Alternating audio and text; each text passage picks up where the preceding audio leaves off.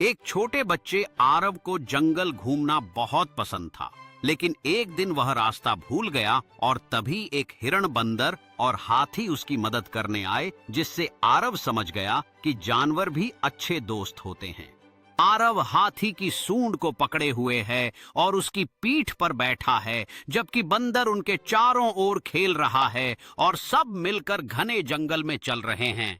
अंत में वे जंगल के किनारे पहुंचते हैं, जहां सूरज की रोशनी पेड़ों के बीच से आती है और आरव को घर लौटने के लिए एक साफ रास्ता दिखाती है।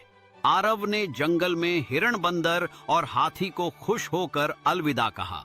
उनके आंखों में दोस्ती की गर्माहट थी, जबकि वह घर की ओर दौड़ते हुए मीठे फूलों से भरे एक मैदान में जा रहा था। उसके चेहरे पर एक बड़ी मुस्कान थी, जो प्रकृति और दोस्ती की नई समझ को दर्शाती थी।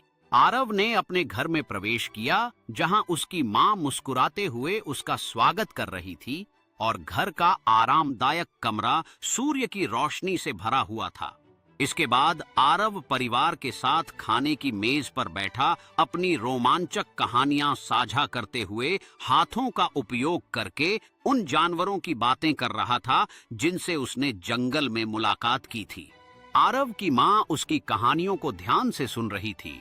उसके चेहरे पर आश्चर्य और गर्व का मिश्रण था, जबकि वह अपनी कुर्सी पर आगे झुककर सुन रही थी और फिर पूरे परिवार ने मेज के चारों ओर इकट्ठा होकर हंसते हुए आरव को सुन रहे थे, जो हिरण, बंदर और हाथी की आवाजें और हरकतें नाटक करके दिखा रहा था। रात में बिस्तर पर लेटे हुए आरव की आंखें उत्साह से चमक रही थीं।